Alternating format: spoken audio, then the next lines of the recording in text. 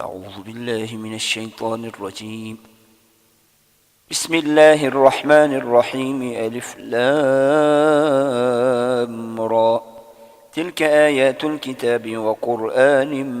مبين. ربما يود الذين كفروا لو كانوا مسلمين ذرهم يأكلوا ويتمتعوا ويلههم الأمل فسوف يعلمون. وما أهلكنا من قرية إلا ولها كتاب معلوم ما تسبق من أمة أجلها وما يستأخرون. وقالوا يا أيها الذي نزل عليه الذكر إنك لمجنون لو ما تأتينا بالملائكة إن كنت من الصادقين ما ننزل الملائكة إلا بالحق وما كانوا إذا منظرين. إنا نحن نزلنا الذكر وإنا له لحافظون. ولقد أرسلنا من قبلك في شيع الأولين وما يأتيهم من رسول إلا كانوا به يستهزئون. كذلك نسلكه في قلوب المجرمين لا يؤمنون به وقد خلت سنة الأولين. ولو فتحنا عليهم بابا من السماء فظلوا فيه يعرجون لقالوا إنما سكرت أبصارنا بل نحن قوم مسحورون. ولقد جعلنا في السماء بروجا وزيناها للناظرين وحفظناها من كل شيطان رجيم إلا من استرق السمع فأتبعه شهاب مبين. والأرض مددناها وألقينا فيها رواسي وأنبتنا فيها من كل شيء موزون. وجعلنا لكم فيها معايش ومن لستم له برازقين وإن من شيء إلا عندنا خزائنه وما ننزله إلا بقدر معلوم. وأرسلنا الرياح لواقح فأنزلنا من السماء ماء فأسقيناكموه وما أنتم له بخازنين. وإنا لنحن نحيي ونميت ونحن الوارثون. ولقد علمنا المستقدمين منكم ولقد علمنا المستأخرين وإن ربك هو يحشرهم إنه حكيم عليم. ولقد خلقنا الإنسان من صلصال من حمإ مسنون والجان خلقناه من قبل من نار السموم. وإذ قال ربك للملائكة إني خالق بشرا من صلصال من حمإ مسنون فإذا سويته ونفخت فيه من روحي فقعوا له ساجدين فسجد الملائكة كلهم أجمعون إلا إبليس أبى أن يكون مع الساجدين. قال يا إبليس ما لك ألا تكون مع الساجدين؟ قال لم أكن لأسجد لبشر خلقته من صلصال من حمإ مسنون. قال فاخرج منها فإنك رجيم وإن عليك اللعنة إلى يوم الدين. قال رب فأنظرني إلى يوم يبعثون قال فإنك من المنظرين إلى يوم الوقت المعلوم قال رب بما أغويتني لأزينن لهم في الأرض ولأغوينهم أجمعين إلا عبادك منهم المخلصين قال هذا صراط علي مستقيم إن عبادي ليس لك عليهم سلطان إلا من اتبعك من الغاوين وإن جهنم لموعدهم أجمعين لها 7 أبواب لكل باب منهم جزء مقسوم إن المتقين في جنات وعيون ادخلوها بسلام آمنين ونزعنا ما في صدورهم من غل إخوانا على سرر متقابلين لا يمسهم فيها نصب وما هم منها بمخرجين نبئ عبادي أني أنا الغفور الرحيم وأن عذابي هو العذاب الأليم ونبئهم عن ضيف إبراهيم إذ دخلوا عليه فقالوا سلاما قال إنا منكم وجلون قالوا لا توجل إنا نبشرك بغلام عليم قال أبشرتموني على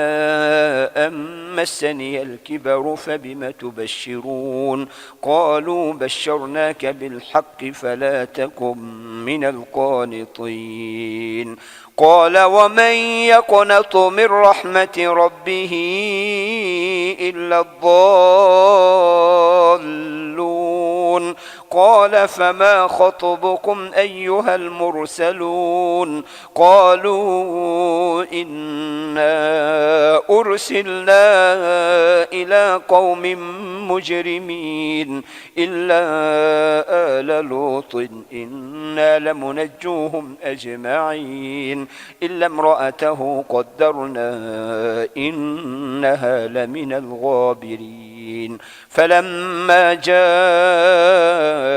آل لوط المرسلون قال إنكم قوم منكرون قالوا بل جئناك بما كانوا فيه يمترون وأتيناك بالحق وإنا لصادقون فأسر بأهلك بقطع من الليل واتبع أدبارهم ولا يلتفت منكم أحد وامضوا حيث تؤمرون وقضينا إليه ذلك الأمر أن دابر هؤلاء مقطوع مصبحين وجاء أهل المدينة يستبشرون قال إن هؤلاء ضيفي فلا تفضحون واتقوا الله ولا تخزون قالوا أولم ننهك عن العالمين قال هؤلاء بناتي إن كنتم فاعلين لعمرك إنهم لفي سكرتهم يعمهون فأخذتهم الصيحة مشرقين فجعلنا عاليها سافلها وأمطرنا عليهم حجارة من سجيل إن في ذلك لآيات للمتوسمين وإنها لبسبيل مقيم إن في ذلك لآية للمؤمنين وإن كان أصحاب الأيكة لظالمين فانتقمنا منهم وإنهما لبإمام مبين ولقد كذب أصحاب الحجر المرسلين وآتيناهم آياتنا فكانوا عنها معرضين وكانوا ينحتون من الجبال بيوتا آمنين فأخذتهم الصيحة مصبحين فما أغنى عنهم ما كانوا يكسبون وما خلقنا السماوات والأرض وما بينهما إلا بالحق وإن الساعة لآتية فاصفح الصفح الجميل إن ربك هو الخلاق العليم ولقد آتيناك 7 من المثاني والقرآن العظيم لا تمدن عينيك إلى ما متعنا به أزواجا منهم ولا تحزن عليهم واخفض جناحك للمؤمنين وقل إني أنا النذير المبين كما أنزلنا على المقتسمين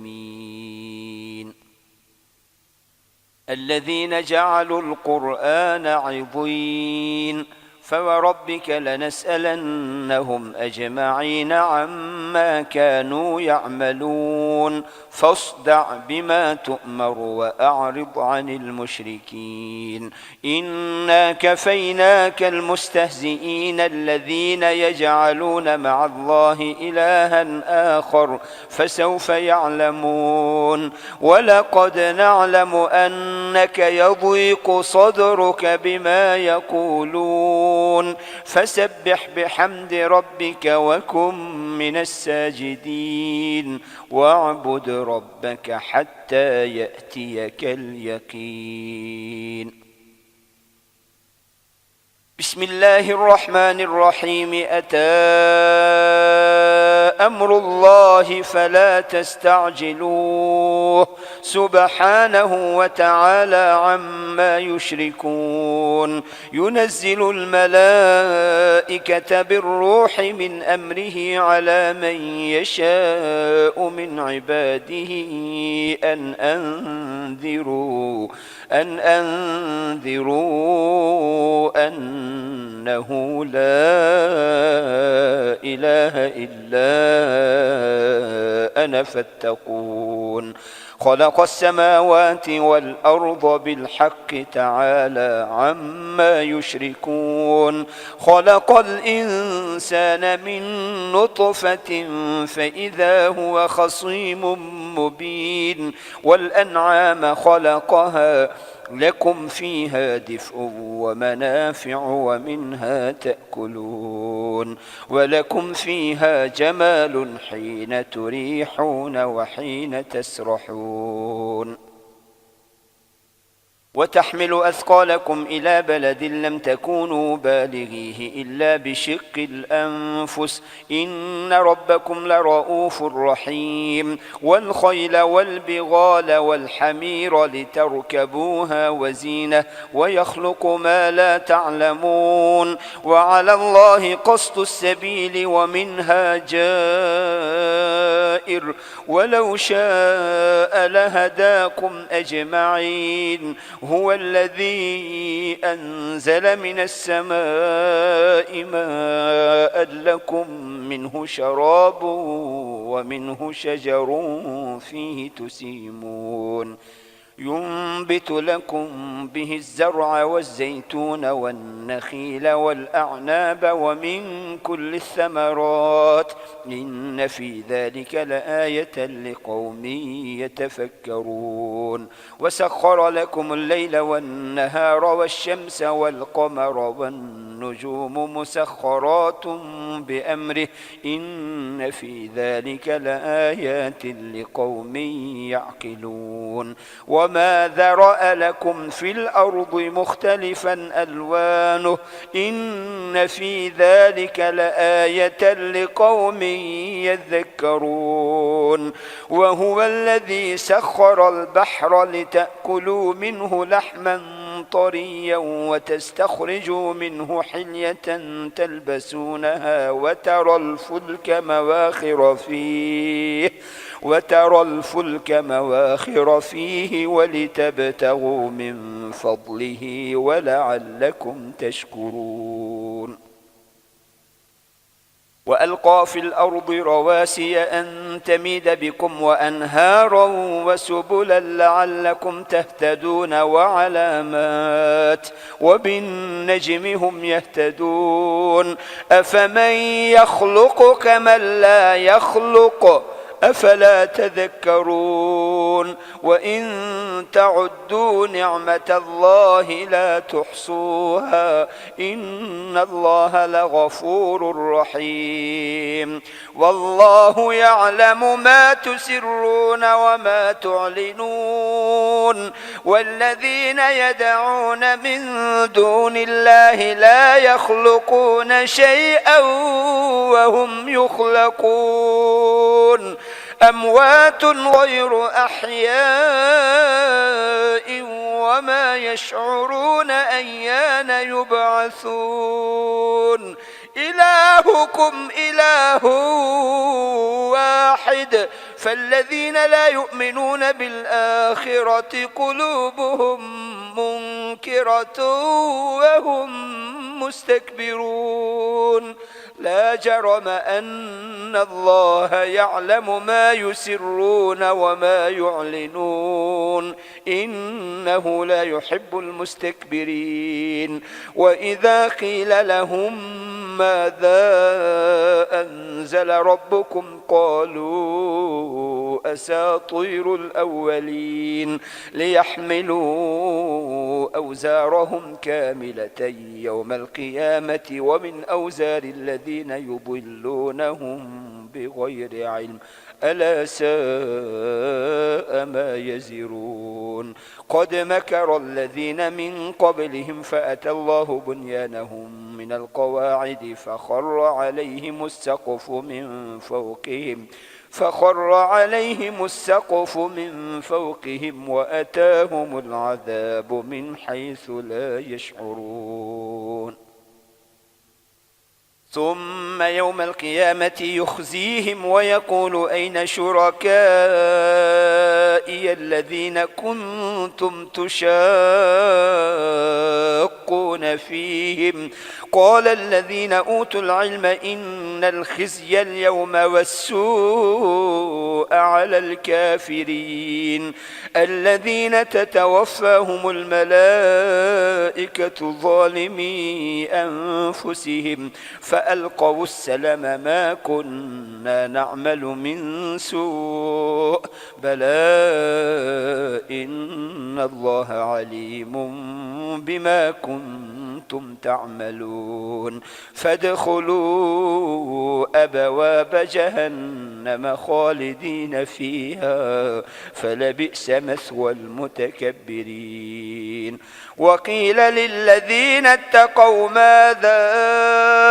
أنزل ربكم قالوا خيرا للذين أحسنوا في هذه الدنيا حسنة ولدار الآخرة خير ولنعم دار المتقين. جنات عدن يدخلونها تجري من تحتها الأنهار لهم فيها ما يشاءون كذلك يجزي الله المتقين الذين تتوفاهم الملائكة طيبين يقولون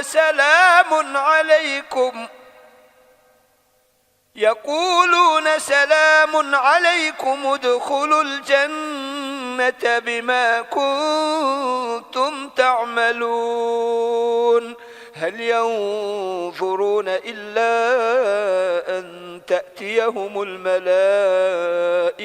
أو يأتي أمر ربك كذلك فعل الذين من قبلهم وما ظلمهم الله ولكن كانوا أنفسهم يظلمون فأصابهم سيئات ما عملوا وحاق بهم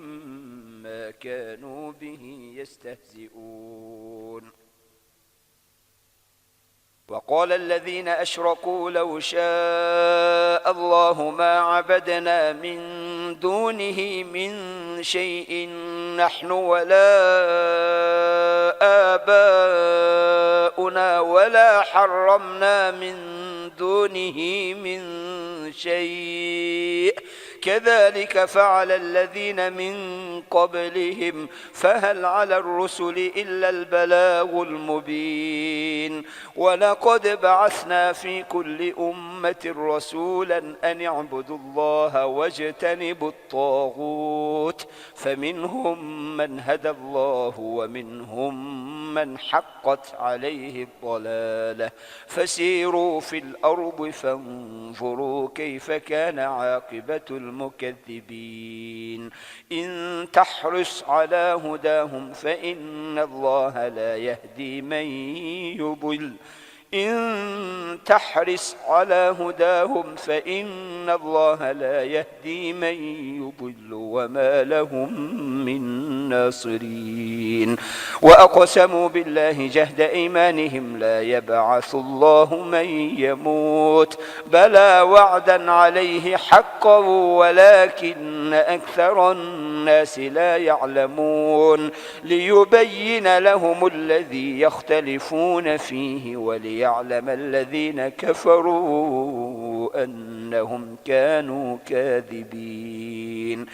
إنما قولنا لشيء إذا أردناه أن نقول له كن فيكون والذين هاجروا في الله من بعد ما ظلموا لنبوئنهم في الدنيا حسنة ولأجر الآخرة أكبر لو كانوا يعلمون الذين صبروا وعلى ربهم يتوكلون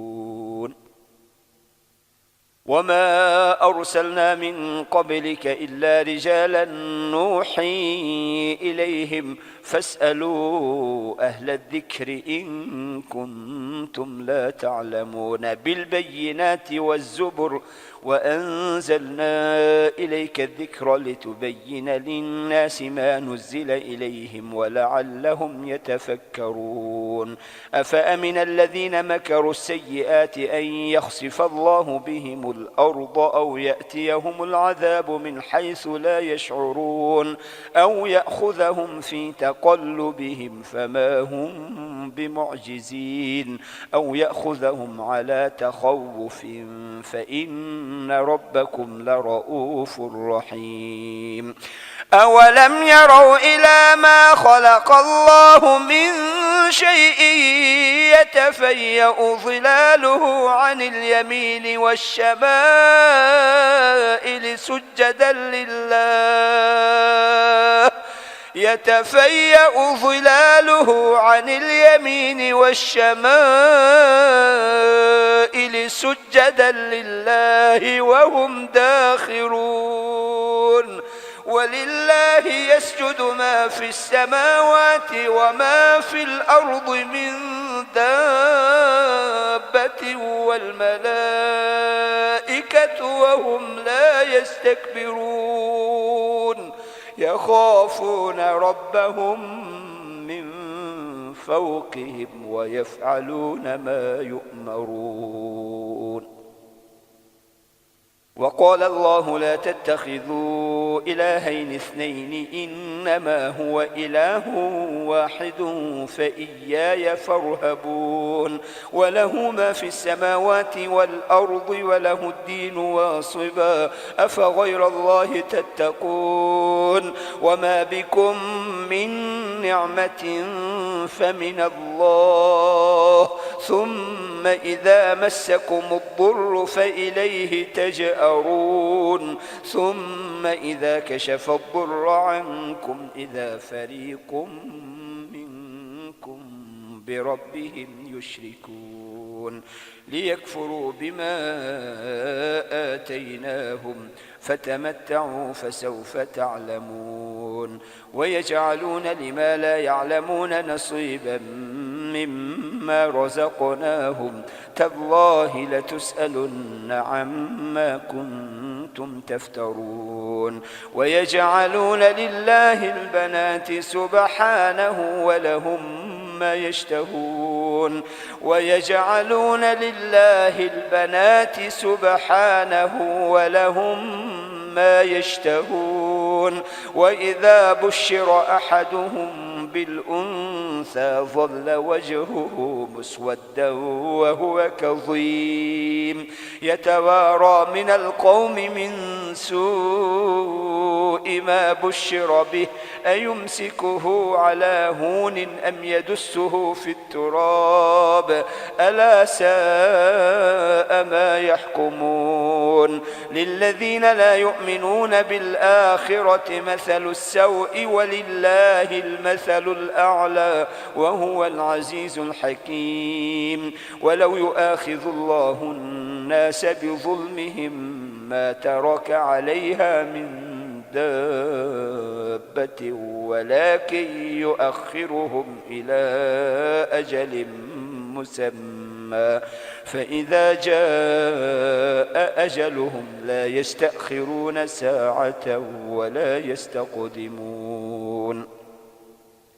ويجعلون لله ما يكرهون وتصف ألسنتهم الكذب أن لهم الحسنى لا جرم أن لهم النار وأنهم مفرطون تالله لقد أرسلنا إلى من قبلك فزين لهم الشيطان أعمالهم فهو وليهم اليوم ولهم عذاب أليم وما أنزلنا عليك الكتاب إلا لتبين لهم الذي اختلفوا فيه وهدى ورحمة لقوم يؤمنون والله أنزل من السماء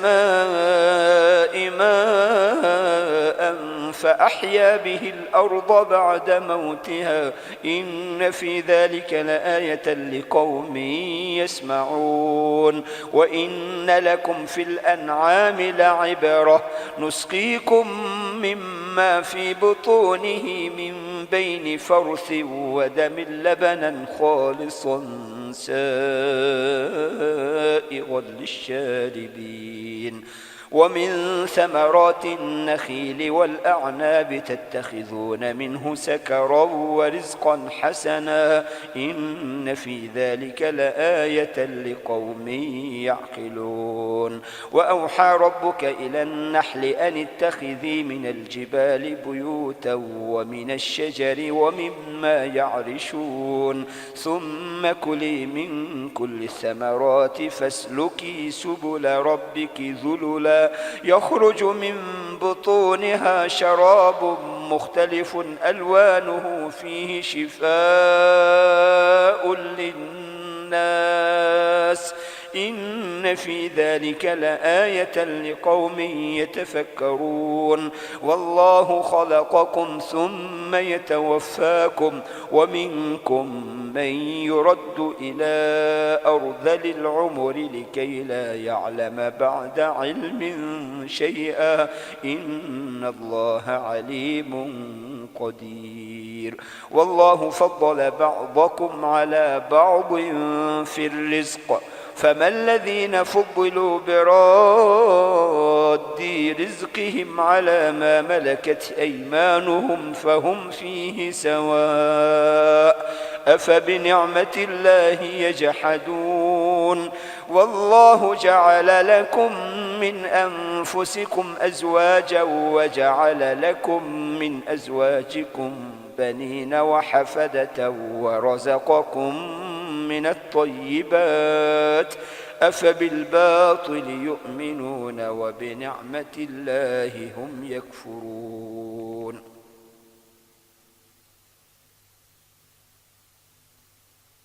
ويعبدون من دون الله ما لا يملك لهم رزقا من السماوات والأرض شيئا ولا يستطيعون فلا تضربوا لله الأمثال إن الله يعلم وأنتم لا تعلمون ضرب الله مثلا عبدا مملوكا لا يقدر على شيء ومن رزقناه منا رزقا حسنا فهو ينفق منه سرا وجهرا هل يستوون الحمد لله بل أكثرهم لا يعلمون وضرب الله مثلا الرجلين أحدهما أبكم لا يقدر على شيء وهو كل على مولاه أينما يوجهه لا يأتي بخير هل يستوي هو ومن يأمر بالعدل وهو على صراط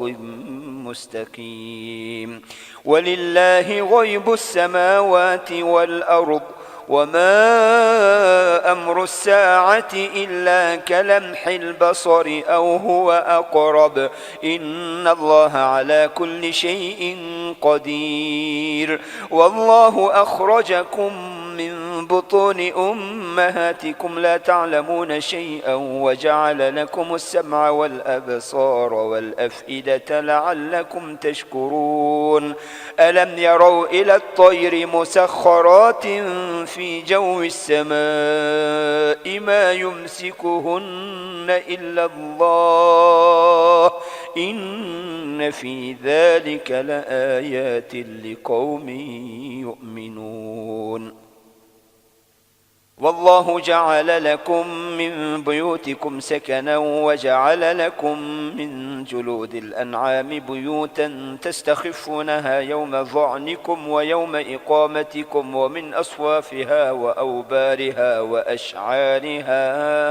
أثاثا ومتاعا إلى حين والله جعل لكم مما خلق ظلالا وجعل لكم من الجبال أكنانا وجعل لكم سرابيل تقيكم الحر وسرابيل تقيكم بأسكم كذلك يتم نعمته عليكم لعلكم تسلمون فإن تولوا فإنما عليك البلاغ المبين يعرفون نعمة الله ثم ينكرونها وأكثرهم الكافرون ويوم نبعث من كل أمة شهيدا ثم لا يؤذن للذين كفروا ولا هم يستعتبون وإذا رأى الذين ظلموا العذاب فلا يخفف عنهم ولا هم ينظرون وإذا رأى الذين أشركوا شركاءهم قالوا ربنا هؤلاء شركاؤنا الذين كنا ندعو من دونك فألقوا إليهم القول إنكم لكاذبون وألقوا إلى الله يومئذ السلم وضل عنهم ما كانوا يفترون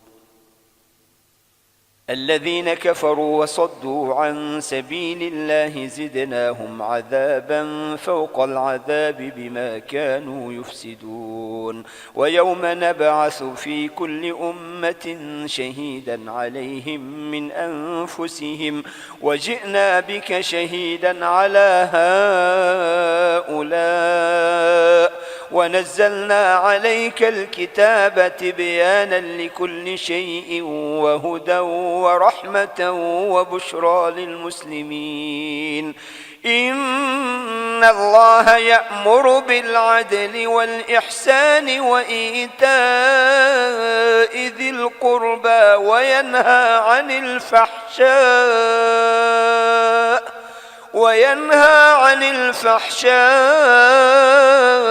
والمنكر والبغي يعظكم لعلكم تذكرون وأوفوا بعهد الله إذا عاهدتم ولا تنقضوا الأيمان بعد توكيدها وقد جعلتم الله عليكم كفيلا إن الله يعلم ما تفعلون ولا تكونوا كالتي نقضت غزلها من بعد قوة أنكاثا تتخذون أيمانكم دخلا بينكم أن تكون أمة هي أربى من أمة إنما يبلوكم الله به وليبينن لكم يوم القيامة ما كنتم فيه تختلفون ولو شاء الله لجعلكم أمة واحدة ولكن يضل من يشاء ويهدي من يشاء ولتسألن عما كنتم تعملون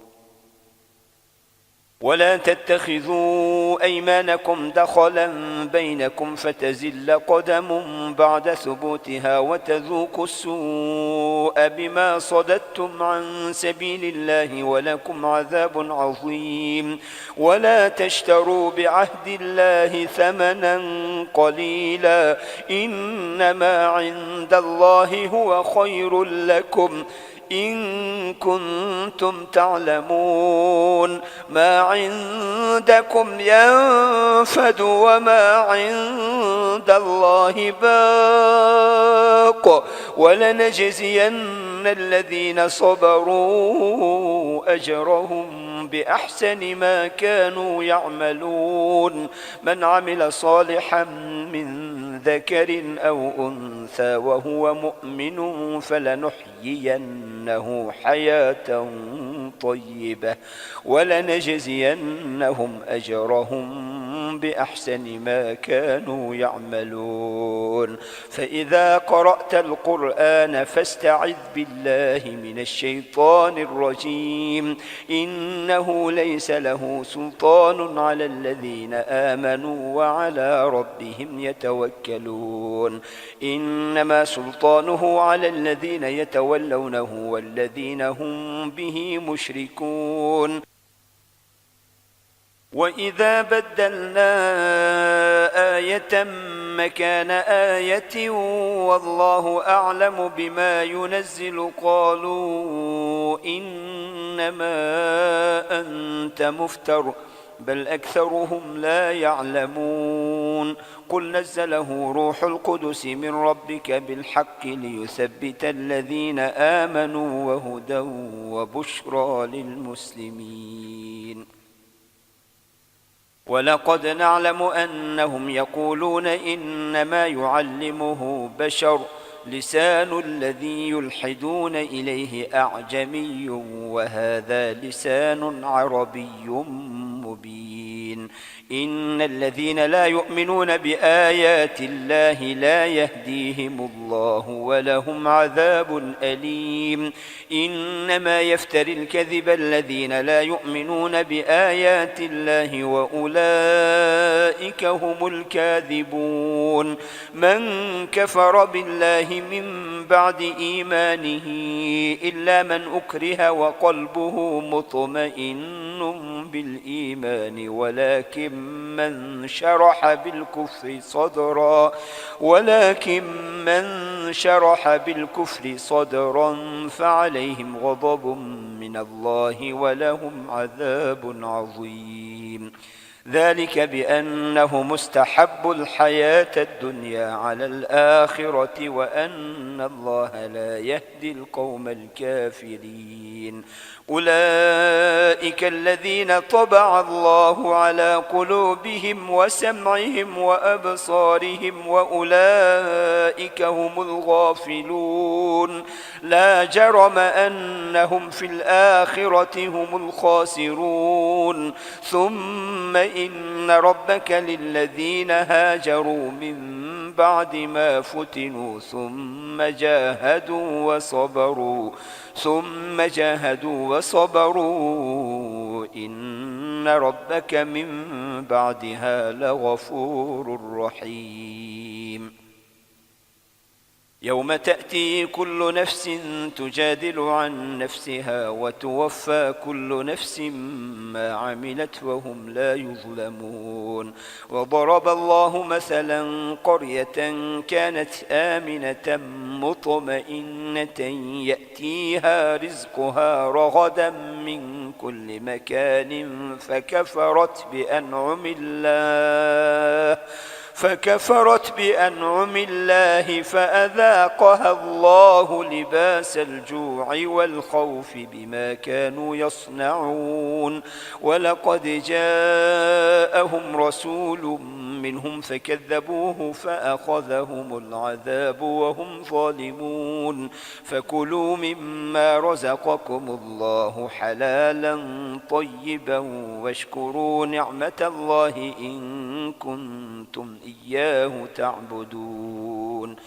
إنما حرم عليكم الميتة والدم ولحم الخنزير وما أهل لغير الله به فمن اضطر غير باغ ولا عاد فإن الله غفور رحيم ولا تقولوا لما تصف ألسنتكم الكذب هذا حلال وهذا حرام لتفتروا على الله الكذب إن الذين يفترون على الله الكذب لا يفلحون متاع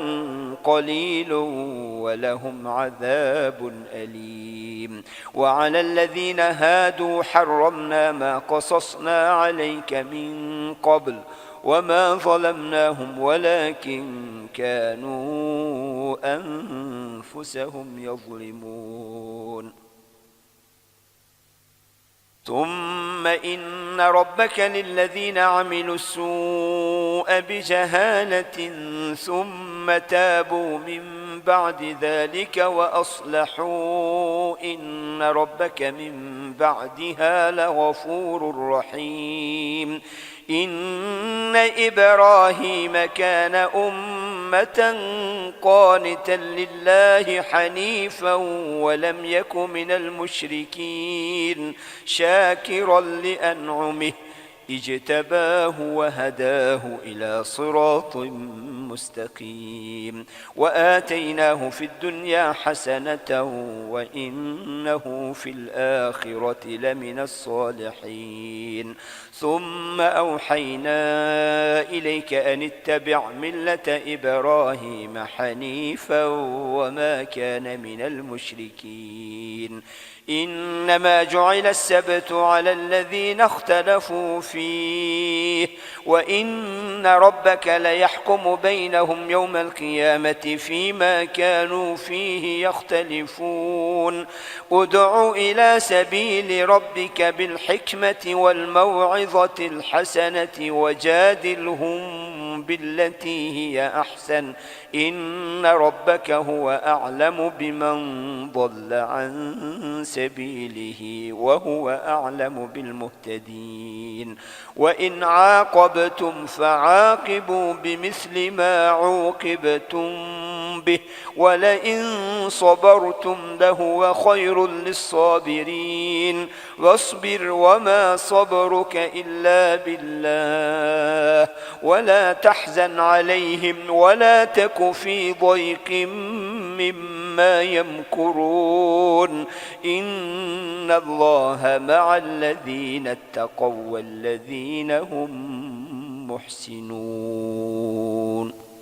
صدق الله العظيم.